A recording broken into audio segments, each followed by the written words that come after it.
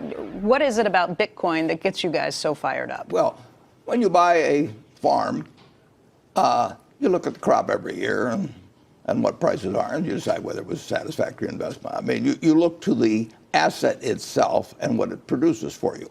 When we buy a business, we look at what the business earns and decide how we feel about it in terms of what we paid. But we are buying something that at the end of the period, we not only have what we bought in the first place, but we have something that the asset produced.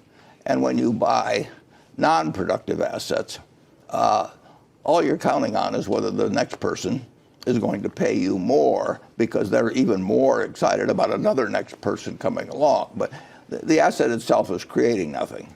One of the interesting things, if you and I buy various cryptocurrencies, they're not going to multiply. They're not going to be a bunch of rabbits sitting there in front of us. They're just going to sit there.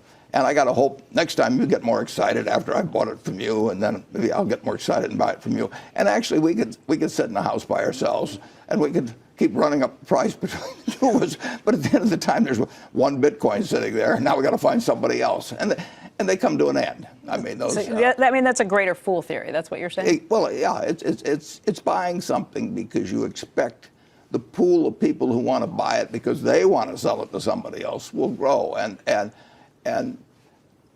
it's wonderful because it does create a rising price. Does create more buyers, and people think I've got to get in on this, and it's better if they don't understand it. That's the other thing about non-productive. If you don't understand it, you get much more excited than if you understand it. I mean, if you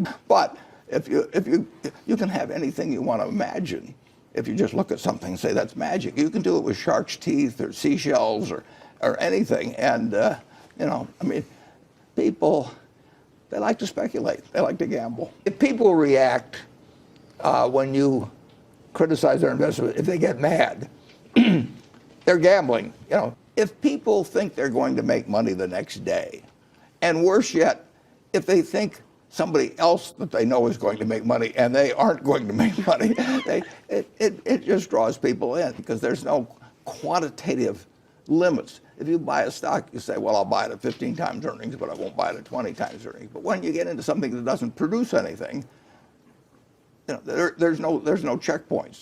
There's nothing to reference it to. It's gone up, so